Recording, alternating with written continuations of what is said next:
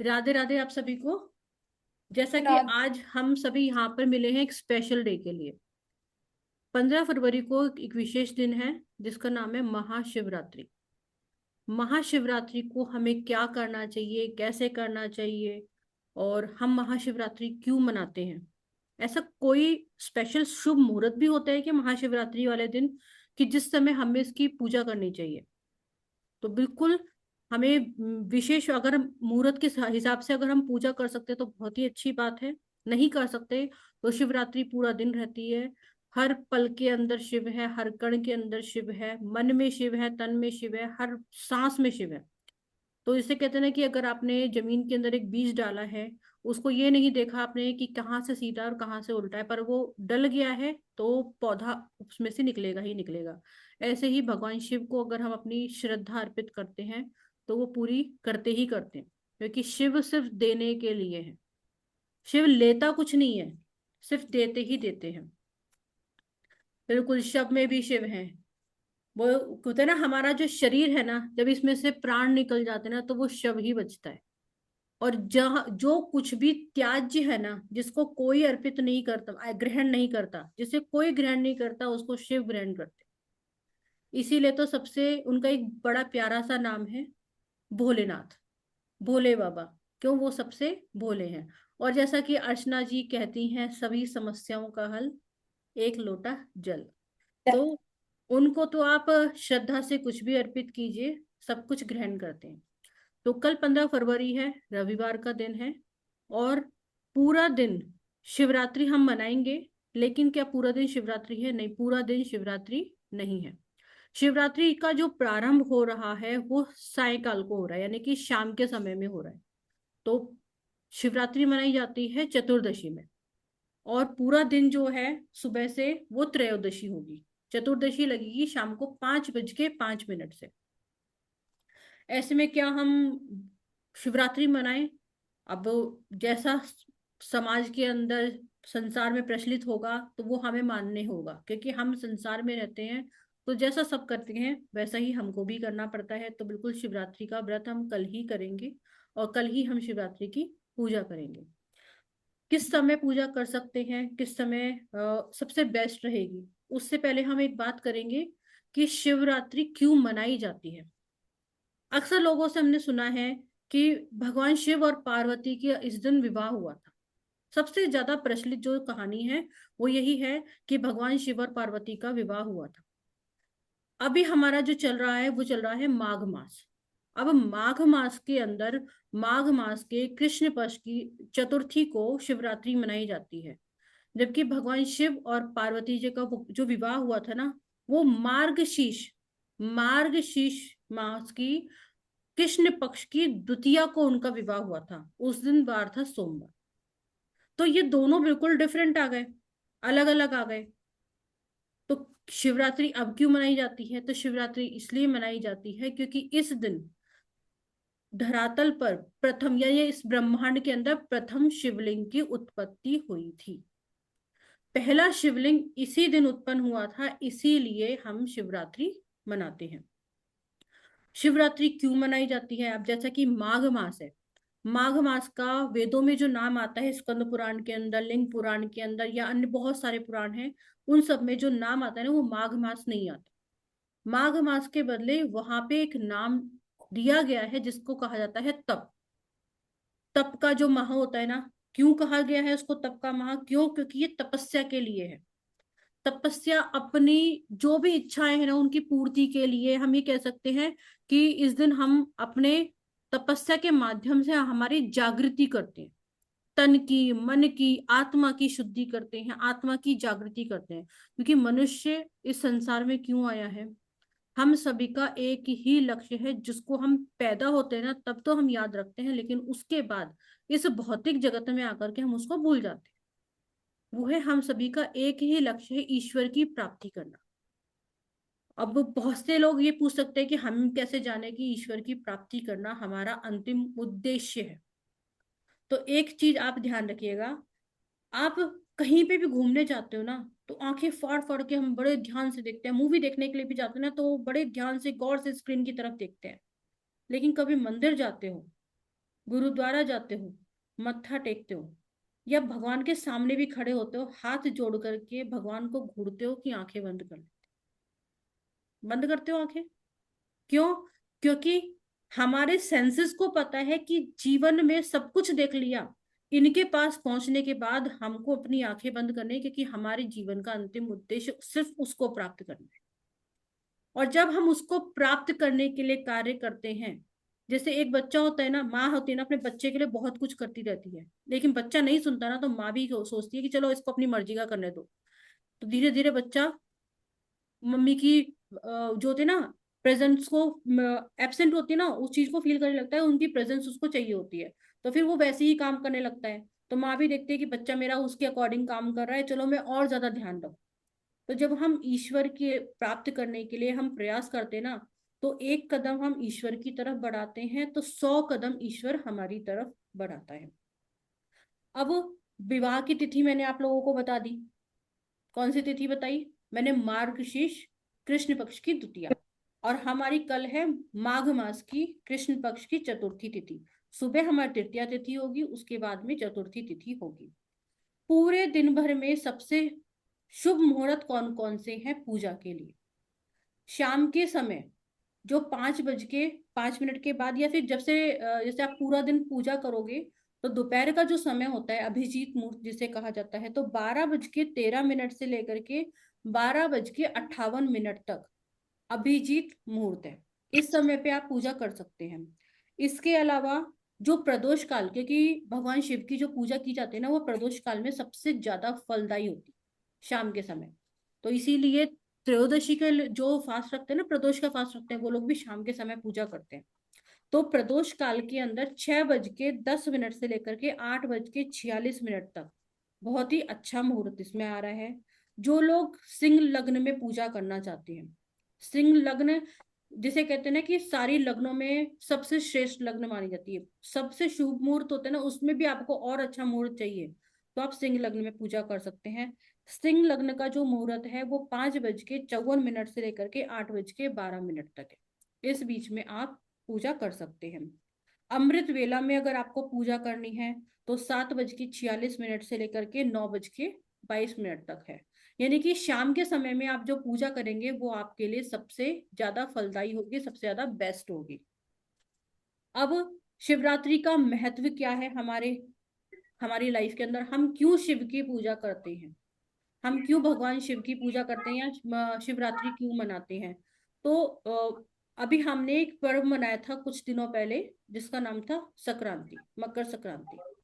मकर संक्रांति हमने मनाई थी क्योंकि इस समय क्या होता है, सूर्य जो होते हैं उत्तरायण होते हैं। सूर्य उत्तरायण होते हैं। जब सूर्य उत्तरायण होते हैं, उसके बाद में क्या होता है, प्रकृति जो होती है ना अपनी तेज पे आती है। सूर्य का जो पावर होती है ना, सूर्य का प्रकाश, सूर्य की गर्मी, उसमें वृद्धि होती है। प्रकृति जागृत अवस्था में आती है। इसके पश्चात आपने देखा होगा, अभी बहुत सारे जितने भी पेड़ पौधे हैं घर में, अगर आपने कोई भी प्लांट वगैरह कुछ भी लगा रखे हैं, पेड़ पौधे लगा रखे हैं, तो सबके पत्ते झड़ने शुरू हो जाते हैं। सोनम जी अपना माइक म्यूट कर लीजिए प्लीज। तो वो सब क्या करते हैं, जैसे अपना जो पुरानी अवस्था है ना, उसको उतार करके एक नवीन अवस्था को ग्रहण करेंगे, सब पे नए नए पत्ते आएंगे, तो सारी प्रकृति पूर्ण रूप से नई हो जाएगी। तो इस तब हम क्या मनाते हैं, हमारे भारतीय नववर्ष को हम मनाते हैं, क्योंकि सब कुछ नया नया दिखता है, प्रकृति नए रूप में पुनः सज जाती है। तो जब उत्तरायण हो जाते हैं, उसके पश्चात ये मनाई जाती है। और शिव की पूजा क्यों की जाती है? क्योंकि शिव कौन है? शिव कल्याण करने वाले हैं। शिव का एक नाम है शम, शम के नाम से भी उन्हें माना जाता है। शम का अर्थ है शम यानी कि शंकर, शंकर यानी कि शमन करोति, यानी कि जो शमन करता है, किसका? आपकी सभी बुराइयों का, आपकी सभी कमियों का जो शमन करता है वही शंकर है। फिर शिव को कल्याणकारी कहा गया है, जो सबका कल्याण करने के लिए होता है। शिव का एक नाम और भी है, जो है रुद्र। और हमारे पुराणों में 11 रुद्र की बात की गई है। 11 रुद्र कौन है? ये वो 11 प्रकार की वायु है जो हमारे इस शरीर में निवास करती है, हमारे इस पूरे शरीर के अंदर, क्योंकि शिव हमारे अंदर ही है। हम जिसको बाहर ढूंढते हैं ना, वो कहीं बाहर नहीं है, हमारे अंदर ही है। तो ये 11 रुद्र ही हमारे शरीर के अंदर विद्यमान है, जो हमारी नसों के अंदर, जो हमारे उदर के अंदर यानी कि पेट के अंदर, हमारे मस्तिष्क के अंदर, हमारी नासिका के अंदर, हमारी धमनियों के अंदर, हमारे हृदय के अंदर, हृदय के आसपास में, इस प्रकार से पूर्ण रूप से 11 प्रकार की वायु का वर्णन आता है। ये 11 प्रकार की वायु ही 11 रुद्र है। इनके जो नाम है एकादश रुद्र के, वो है प्राण, अपान, समान, उदान, व्यान, नाग, कूर्म, देवदत्त, कृकल, धनंजय और प्राण शक्ति। जब ये सारी की सारी 11 प्रकार की प्राणवायु हमारे शरीर को त्याग देती है, तब ये शरीर कैसा हो जाता है? मृत हो जाता है, समाप्त हो जाता है। और उसको कहा कहते हैं शव। शिव के अंदर शव स्वतः ही विद्यमान है। और जब ये शिव, जब तक हमारे अंदर शिव है ना, तब तक ये शव नहीं है, ये शिव है। जैसे हम अगर अपने चक्रास की बात करते हैं, तो ब्रह्मा, विष्णु और महेश, ये तीनों ही हमारे इस शरीर के अंदर विद्यमान होते हैं। हमारा जो बेस होता है ब्रह्मा, सेंटर होता है विष्णु, और ऊपर की तरफ हमारे शिव होते हैं। तो शिव के माध्यम से ही आपका ये शरीर जो है ना, वो सुचारित रूप से चल रहा है। शिव की पूजा क्यों करते हैं? जो भी भौतिक जगत में हमको कुछ भी प्राप्त करना है, उसकी पूर्णता शिव ही करते हैं। अब शिव को हमें क्या क्या अर्पण करना चाहिए, क्योंकि हमने रेमेडी क्लास रखी है, तो सबसे मेन कि सब लोग बड़े देर से वेट कर रहे होंगे कि हम क्या क्या चढ़ाएं, कैसे चढ़ाएं, क्यों चढ़ाएं। क्योंकि बहुत सारी प्रॉब्लम्स है हमारे साथ सबके पास में, उन सभी को दूर करना है, तो हमें तो ये जानना होगा कि हमें कैसे पूजा करनी चाहिए। तो देखिए, सबसे पहले तो हमें सिर्फ शिव की नहीं, बल्कि शिव परिवार की पूजा करनी चाहिए। शिव परिवार क्यों? क्योंकि सभी देवी देवताओं में अगर सबसे बड़ा परिवार जो है ना, वो शिव का परिवार। कहीं पे भी आप जाएंगे ना, तो कहीं पे विष्णु जी और लक्ष्मी जी की पूजा हो रही है, वहां पे कोई उनका परिवार का नहीं है। कहीं पे सिर्फ ब्रह्मा जी की पूजा हो रही है, कहीं माँ सरस्वती की पूजा हो रही है। एक शंकर जी ही हैं जो बेचारे पूरे खानदान को लेकर के बैठे हुए हैं, परिवार को तो लेके बैठे हैं, उनके जो भी वाहन हैं उनको भी लेके बैठे हैं। और सारे के सारे वाहन आप देखेंगे, सब एक दूसरे के विरोधी हैं। अगर भगवान शिव के गले में सर्प है ना, तो उनका बेटा है, वो मोर को लेकर के बैठा है। और मोर ये सोचता है कि कब वो सांप के ऊपर झपट्टा मार दे, कब सांप को खा जाए। दोनों विरोधी प्रवृत्ति के हो गए। वहीं पे दूसरा बेटा है, उसके पास चूहा है, सांप सोचता है मैं जाके चूहे को खा लूं, तो विरोधी हो गए। वहीं भगवान शिव के पास में बैल है, नंदी, और माँ पार्वती जो उनकी ही अर्धांगिनी है, उनके पास शेर है, सिंह है। वो सिंह सोचता है मैं कब नंदी को खा लूं। लेकिन कोई भी एक दूसरे के ऊपर आघात नहीं कर रहा। क्यों? क्योंकि भगवान शिव ने ना सबको एक ही काम दे रखा है, वो है धीरे धीरे लगातार भगवान ने राम का नाम का जाप करते रहो। सबको काम दे रखा है। वो काम क्यों दे रखा है? जो अगर हम देखेंगे ना, तो विरोधी हम सभी भी परिवार के अंदर रहते हैं, और परिवार में हमें कैसे रहना चाहिए ये हमें शिव सिखाते हैं, शिव परिवार सिखाता है। तो अगर परिवार के अंदर हमें शांति चाहिए, प्रेम चाहिए, हमें परिवार की वृद्धि चाहिए, तो हमें शिव परिवार की पूजा करनी चाहिए। और एक दिन ही नहीं करनी चाहिए, हमेशा करनी चाहिए।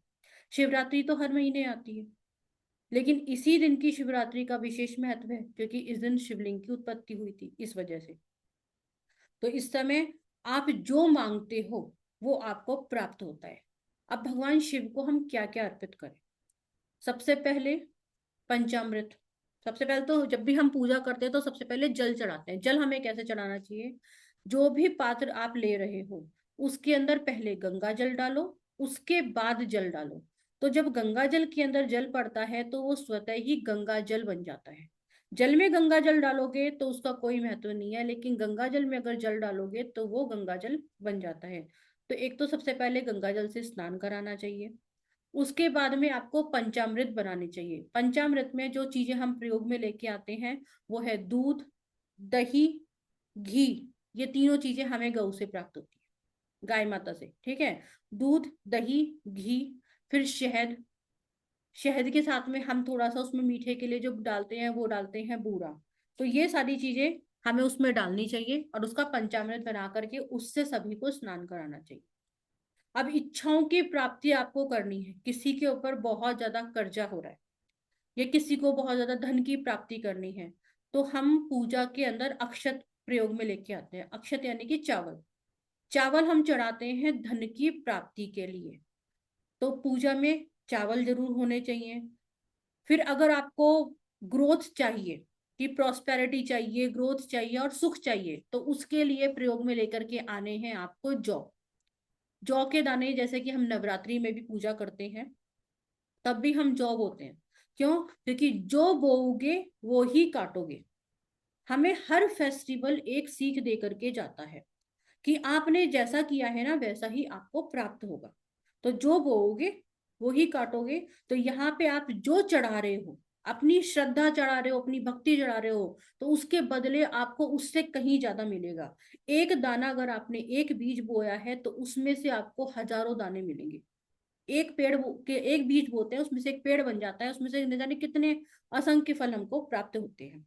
तो जो आपको धन संपत्ति के लिए और ग्रोथ के लिए चढ़ाना चाहिए। वही किसी को अगर संतान संबंधी कोई भी परेशानी है, वंश वृद्धि नहीं हो रही है, संतान प्राप्त नहीं हो पा रही है, संतान मतलब किसी के मिसकैरेज बहुत ज्यादा हो रहे हैं, तो उन लोगों को गेहूं चढ़ाना चाहिए। जब पूजा करते हैं तो माँ गौरा की जो पार्वती जी होती है उनकी आप गोद भर सकते हो या उनके आगे चढ़ा सकते हो, और भगवान शिव को चढ़ाना चाहिए। उन दोनों को चढ़ाना चाहिए। फिर एक वो आता है आंकड़े का। धतूरा और आंकड़ा, ये दो चीज आती हैं। इनको चढ़ाना है। इनको भी हम चढ़ाते हैं पूजा के अंदर। तो इनको हम क्यों चढ़ाते हैं? आंकड़ा, जैसे कि प्राचीन समय में राजा महाराजा जब पूजा करते थे या कोई भी पूजा करते थे तो स्वर्ण दान जरूर करते थे। सोने का कोई भी आभूषण अवश्य चढ़ाते थे सभी देवी देवताओं को। लेकिन वर्तमान समय में ऐसा पॉसिबल नहीं है, क्योंकि सोने के दाम हम सभी जानते हैं, आसमान को छू रहे हैं। और वैसे भी इतना आसानी से मतलब हर कोई स्वर्ण का दान नहीं कर सकता। तो हम जो आंकड़े का फूल चढ़ाते हैं ना उसमें, तो वो स्वर्ण दान के समान माना गया है। तो जब आप सबसे कीमती चीज भगवान को चढ़ाओगे तो उतना ही कीमती आपको प्राप्त होगा। फिर जो दुर्वा होती है, दुर्वा यानी कि घास आती है एक प्रकार की जो पूजा में ली जाती है, वो गणेश जी को चढ़ानी चाहिए। उससे वंश की वृद्धि होती है और सुख की प्राप्ति होती है। पूरे परिवार की पूजा करनी चाहिए। और किसी के ऊपर अगर बहुत ज्यादा कर्जा है, बहुत कर्जा है और खत्म नहीं हो रहा, परेशानियों में घिरता जा रहा है, तो एक पौधा आता है जिसको कहा जाता है चिड़चिटा का पौधा या अपमार्ग का। उसका नाम अपामार्ग भी है और चिरचिटा भी है। किसी भी नाम से आपको आपके आसपास या कहीं पर भी मिलता है। तो इसकी अगर जड़ को आप, इसके जड़ ले लीजिए, इसका तना ले लीजिए, इसके पत्ते ले लीजिए, इसको अगर आप भगवान शिव को अर्पित करते हो तो शीघ्र अतिशीघ्र कर्ज से मुक्ति होती है। अगर कुल में कोई भी दोष है, किसी भी प्रकार की परेशानियां चल रही हैं, जैसे हमारे हम अक्सर देखते हैं कि पितृ दोष होता है बहुत सारे घरों के अंदर, किसी को काल सर्प दोष है, किसी को और भी कोई भी परेशानी चल रही है, तो ऐसे में और कर्ज भी बहुत ज्यादा है, परेशानियां बहुत ज्यादा आती जा रही हैं, किसी को बहुत ज्यादा एक्सीडेंट हुए जा रहे हैं, तो ऐसे में क्या करना चाहिए? काले तिल लेने चाहिए। पूजा के अंदर काले तिल आप भगवान को अर्पित कीजिए, तो इन दोषों से मुक्ति मिलती है। काले तिल के साथ में क्या रखना चाहिए? अकेले काले तिल कभी नहीं चढ़ाने चाहिए, उसके साथ में गुड़ चढ़ाना चाहिए। और गुड़ से भी और भी बेस्ट एक चीज रहती है, वो है गन्ने का जूस। गन्ने के जूस से ही गुड़ बन रहा है। तो अगर आप गन्ने के जूस से अभिषेक करते हैं तो आपके कुंडली में जो भी दोष बने हुए हैं किसी भी प्रकार के, तो उनसे भी उनमें भी कमी आती है। पूर्ण रूप से मुक्ति नहीं हो सकती, क्योंकि हम अपने कुछ कर्म ऐसे करके आए हैं, वो हमें भुगतने पड़ते हैं। लेकिन एक होता है ना कि गर्मी का मौसम बहुत तेज है, तो गर्मी को तो आप खत्म नहीं कर सकते, लेकिन कमरे में पंखा लगा लिया, कूलर लगा लिया या एसी लगा लिया, तो आप उस गर्मी में भी ठंडक का एहसास प्राप्त कर सकते हैं। यानी कि अपना एक बचाव कर लिया। तो ये रेमेडी क्या है? सिर्फ एक हमारे ग्रहों का जो हम पे वेग आना है उसको कम कर देता है। आपको अपने कर्म भुगतने ही पड़ते हैं, चाहे आप कितनी भी रेमेडी कर लीजिए। आज नहीं भुगतोगे तो कल भुगतो। वेग जो आप, क्योंकि हमने स्वतः ही चूज किए हैं कि इस जन्म में हमें ये चीजें भुगत के आनी है, तो वो भुगतेंगे। पर उनमें थोड़ी सी कमी की जाती है। जैसे कि एक टीचर है, पनिशमेंट पूरी क्लास को दे रहा है, लेकिन एक बच्चा है वो हमेशा कुछ ना कुछ अच्छा करता रहता था गुरुजी के लिए, या हमेशा अच्छा काम करता था, गुरुजी उसको पनिशमेंट कम देते हैं। तो इसी प्रकार से बस ये समझ लीजिए कि एक रेमेडी हम करते हैं, तो किसी भी प्रकार की परेशानियां जो आती हैं उनका वेग थोड़ा सा कम हो जाता है। जो हम पंचामृत प्रयोग में लेकर के आ रहे हैं, पंचामृत प्रयोग में लेके आते हैं आरोग्य के लिए। अगर किसी की तबीयत बहुत ज्यादा खराब रहती है, कोई बहुत ज्यादा बीमार रहता है, तो ऐसे में पंचामृत से अभिषेक कराना उसके लिए बहुत ही अच्छा रहता है। उसके जो हेल्थ में इम्प्रूवमेंट आती है, शरीर की ग्रोथ होती है, आयु में वृद्धि होती है, और आरोग्य प्राप्त होता है, यानी कि बीमारियों से मुक्ति प्राप्त होती है। किसी को लाइलाज बीमारी है तो उनको रोज करना चाहिए। तो ये होता है कि शरीर में सहन करने की क्षमता बढ़ती है। लाइलाज बीमारी कोई हो गई है तो खत्म तो नहीं हो सकती। कुछ लोग कहते हैं कि यहाँ जाने के बाद या वहां जाने के बाद कैंसर की लास्ट स्टेज का प्राणी भी ठीक होकर के आ गया, ऐसा पॉसिबल नहीं है। कम हो सकता है, वो साइंस भी है, और कुछ हमारी अपनी रेमेडीज भी होती है, जैसे कि महामृत्युंजय के जाप कराए जाते हैं किसी के ऊपर विशेष प्रकार की कोई बहुत ज्यादा परेशानी आती है। लेकिन ऐसा नहीं है कि उसके ऊपर परेशानियां नहीं आएगी, लेकिन मृत्यु तुल्य जो कष्ट होता है ना, वो हल्के में निकल जाए। या फिर जहाँ पे मृत्यु बिल्कुल साक्षात होगी सामने, तो मृत्यु नहीं होगी, छोटे छोटी चीजों में वो चीज टल जाती है। महामृत्युंजय इतना फलदायी होता है। एक हम चढ़ाते हैं इसमें बेलपत्र, और एक चढ़ाते हैं हम बेर का फल। शिवरात्रि पर बेर चढ़ाया जाता है। सभी जानते हैं इस टाइम पे सबके पास आसपास में फलों में बेर आ रहे हैं। ठीक है, तो बेर और बेल क्यों चढ़ाए जाते हैं? हम सभी जानते हैं भगवान शिव ने विष ग्रहण किया था। विष ग्रहण किया था तो उन्होंने उसको गले में यहाँ पे धारण कर लिया था, जिसके कारण उनका पूरा शरीर जलने लग गया था।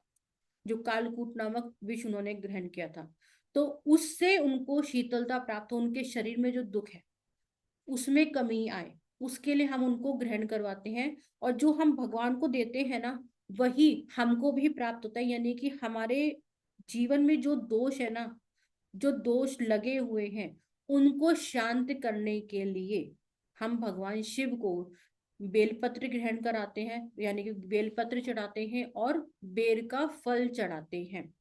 तो आप सभी को जो जो चीजें चढ़ानी चाहिए वो मैंने आपको बता दिया है। इसके अलावा ऊट पटांग चीजें बिल्कुल भी ना चढ़ाएं, क्योंकि बहुत सारे लोग होते हैं, न जाने आजकल क्या क्या चीजें मार्केट में बोलने लग गए हैं, ये चढ़ाओ वो चढ़ाओ।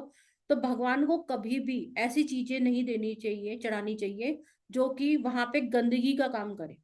ये सब चीजें धारण करने योग्य है। इनको हम स्वयं भी धारण कर सकते हैं। हाँ, धतूरा हम नहीं करते, आंकड़ा नहीं करते, वो भगवान को हम चढ़ाते हैं, लेकिन बाकी सभी चीजें हम स्वयं भी ग्रहण कर सकते हैं। बाकी भगवान शिव कहते हैं कि जो कोई धारण नहीं करता उसको मैं धारण करता हूँ। और सबसे मेन है कि अपनी भक्ति, अपनी श्रद्धा उनको अर्पित कीजिए, तो सबका कल्याण होगा। आप चाहे एक लोटा जल चढ़ा के आइए, मन से चढ़ा के आइए। बहुत से लोग जाते हैं कि उस फेमस मंदिर में जाएंगे, और जाते हैं तो जब जल चढ़ाते हैं ना तो भगवान तक तो नहीं पहुंचता। कितने लोग एक साथ डाल रहे होते हैं, तो किसी की जेब में जा रहा होता है, किसी का सिर भीग रहा होता है, किसी के पैर में जा रहा होता है। भगवान तक तो नहीं पहुंचता, भगवान के भक्तों तक ही पहुंचता है वो। तो जहां पे भी पूजा करो, मन से करो, श्रद्धा से करो। बहुत से लोग आप लोगों में से प्लान भी कर रहे होंगे कि घर में हम पंडित जी को बुला करके विशेष रूप से पूजन करें। ऐसे में मिट्टी के शिव परिवार बनाए जाते हैं, घर में बिल्कुल अभिषेक कीजिए, बहुत ही अच्छा रहता है। कुछ लोग 5 बार पूजा करते हैं। जैसे पूरी रात्रि हमारे उसमें होता है कि शिवरात्रि में पूरी रात पूजा चलती है, तो वो 5 पूजा की जाती है, तो 5 शिव परिवार बनाए जाते हैं। हर हर पूजा के अंदर एक एक शिव परिवार ले लिया जाता है। आप एक शिव परिवार बना करके भी कर सकते हैं, उसमें पूजा कीजिए। मंदिर नहीं जा सकते तो घर में पूजा कीजिए, उसका भी पूरा आपको फल मिलेगा। मिट्टी के शिव परिवार बनाइए और उनकी पूरे मन से पूजा कीजिए। मंत्र की चैंटिंग करनी है तो जैसा कि अक्सर लोग करते हैं, ओम नमः शिवाय, ओम नमः शिवाय, तो वो ना करें। क्योंकि ओम नमः शिवाय ऐसा जो मंत्र है, पहला तो ओम नहीं लगता ओम नमः शिवाय वाले मंत्र में। ओम नहीं लगता, क्योंकि ये पंचाक्षरी है। जब ओम लग जाता है तो वो 6 अक्षर का हो जाता है। तो नमः शिवाय होता है, और नमः शिवाय का जाप हमको तब करना चाहिए जब हमको कोई गुरु उसकी दीक्षा देता है या गुरु का आदेश होता है, तभी किया जा सकता है। या फिर कोई ब्राह्मण हो, वो कर सकता है। दूसरा, हम सभी को क्या करना चाहिए? हम सभी शिवाय नमः का जाप कर सकते हैं, यानी कि भगवान शिव को प्रणाम। जब हम शिवाय नमः करते हैं तो इसमें चतुर्थी विभक्ति लग जाती है। जब चतुर्थी विभक्ति लगती है तो किसी को भी प्रणाम करने के लिए उसका प्रयोग किया जाता है। इसके अलावा एक और चीज है, शिवाय नमस्तुभ्यम। आप वो भी बोल सकते हैं, श्री शिवाय नमस्तुभ्यम। अक्सर लोगों को देखा है कि घर के बाहर लिखते हैं या बोलते हैं, वो भी कर सकते हैं, या शिवाय नमस्तुभ्यम भी कर सकते हैं। इस दिन आप रुद्री का प्रयोग, रुद्री का पाठ करवा सकते हैं घर में। शिवाष्टक है, रुद्राष्टक है, आप स्वयं पढ़ सकते हैं। जो भी आपको पूजा करनी है मन से, आप वो सब पूजा कीजिए, क्योंकि अंत में वही बात है कि सभी समस्याओं का हल एक लोटा जल, जो कि हमारी अर्चना मैम बोलती है। तो आई होप कि आप सभी की जो भी क्वेरीज रही होंगी माइंड के अंदर, वो सब क्लियर हुई हैं। आप में से अगर कोई कुछ भी पूछना चाहता है तो बिल्कुल पूछ सकते हैं। और मैं वो, और आप जो बोले कि दूसरा कुछ ना ले, वो फ्रूट्स वगैरह वो कुछ देखिए, ले फल जा। तो आप बिल्कुल चढ़ाइए। आजकल लोग पता नहीं क्या क्या चीजें चढ़ाने लग गए हैं। जब जाते हैं ना तो वो बड़ी सारी चीजें तंत्र मंत्र की कुछ भी उठा करके वहां चढ़ा चढ़ा करके आ रहे हैं। वो सब नहीं होना चाहिए। फल तो जो भी सीजनल फल होते हैं हम सभी कुछ चढ़ाते हैं। आप केला चढ़ाइए, आप सेब चढ़ाइए, अनार चढ़ाइए। अनार का जूस भी प्रॉस्पेरिटी के लिए, लक्ष्मी की प्राप्ति के लिए, धन की प्राप्ति के लिए चढ़ाया जाता है। जो हम फल चढ़ाते हैं ना, पुराने समय में क्या होता था, उन सभी फलों को ना क्रश करके, या जैसे जूस चढ़ाते हैं तो उनको क्रश करके भगवान शिव का अभिषेक कराया जाता था। अब तो हम ऐसे ही रख के आ जाते हैं। अब वही फल लोगों को भी दे दिए जाते हैं, क्योंकि इतने बेर आते हैं, इतने फल आते हैं, तो प्रसाद में भी दे दिया जाता है। कुछ लोग क्या करते हैं कि भगवान शिव का अभिषेक करते हैं, और जहां से वो जलहरी में से जल आते हैं ना, उसके नीचे कटोरी रख देते हैं कि वो थोड़ा सा गिरेगा ना तो हम घर लेके जाएंगे। देखिए, कुछ भी घर मत लेके आइए। बहुत सारे लोग क्या करते हैं, बेलपत्र वहां पे चढ़ाए, और वहां पे चढ़ाए हुए बेलपत्रों को उठाया और मंदिर के दरवाजे पे बैठ के उनको चबा के आते हैं। पता नहीं किसने कहा था कि इनको चबा कर गया हो, आपका शुगर खत्म हो जाएगा। भगवान शिव को चढ़ाई हुई कोई भी वस्तु हम ग्रहण नहीं कर सकते। कभी भी नहीं लेके आना चाहिए। कुछ लोग लेके आते हैं जल और अपने घर में ला करके छिड़कते हैं, नहीं करना चाहिए। देते हैं, हमारे यहाँ देते हैं मैम, और जो मंदिर में देते हैं वो पाने के लिए, वो भी पाए या ना पाए। देखिए, अब वो वहां पे फल मिल रहा है या कुछ भी मिल रहा है, वो प्रसाद के रूप में मिल रहा है। आप अब सबकी अपनी श्रद्धा है, लेकर के आते हैं या नहीं लेके आते हैं, लेकिन शिव पे चढ़ा हुआ कुछ भी हम ग्रहण नहीं कर सकते। जो हम लेके जाएंगे वो फ्रूट्स, वो वापस लेके नहीं आएंगे। बिल्कुल भी नहीं, जी। नहीं और लाना चाहिए। क्योंकि शिव पे चढ़ा हुआ जो भी सामान होता है ना, उसको प्राप्त करने का अधिकार साधक का होता है। जो भी अपने परिवार से दूर रहता है ना, अकेला रह रहा है, वही ग्रहण कर सकता है। जो परिवार के साथ में रह रहा है वो नहीं कर सकता उसको ग्रहण। गृहस्थ नहीं कर सकता। जो वहां देते हैं, पादुक देते हैं पाने के लिए, वहां मैं भी सुनी थी पहले एक बार कि कोई बोल रहे हैं कि लेना शिवलिंग चाहिए पे चढ़ाया हुआ नहीं ले सकते। मंदिर में वैसे भगवान शिव की मूर्ति है, उनके सामने रख रखा है, जल रख रखा है, वो दे रहे हैं, वो एक अलग चीज है। लेकिन शिवलिंग पे चढ़ा हुआ नहीं ले सकते। नहीं, चढ़ा हुआ नहीं रहता है, वो ऐसे रखते हैं, अब सबको वो एक देते अलग चीज है। वो चन्नामृत रखते हैं, वो आप ले सकते हो। क्योंकि वो जो चन्नामृत होता है वो होता है शालिग्राम को स्नान करा करके रखा हुआ, पंचामृत भी और चन्नामृत भी। लेकिन जो शिवलिंग वाला होता है वो नहीं देता ना, वो देते भी नहीं है, कहीं पे भी नहीं दिया जाता। और कुछ हैं। लोग होते हैं वो पूजा करने का नीचे कटोरी रख लेते हैं, उस पात्र में भर के और घर पे लेके आ जाते हैं, छींटे मारते हैं, खुद भी ग्रहण करते हैं। नहीं करना चाहिए। जी। और कोई आपकी क्वेरी है तो आप पूछ सकते हैं।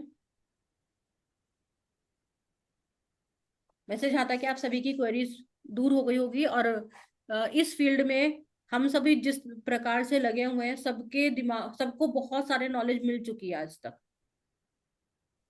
तो क्वेरीज और होनी चाहिए नहीं। और फिर भी कोई भी है तो आप ग्रुप में बिल्कुल शेयर कर सकते हैं, पर्सनली मुझसे पूछ सकते हैं।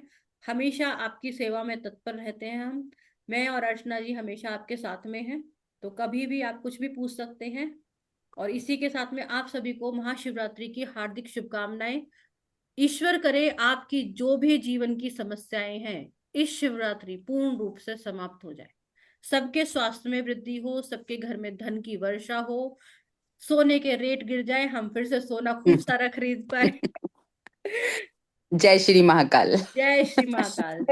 काल। राधे राधे। राधे राधे सबको। राधे राधे।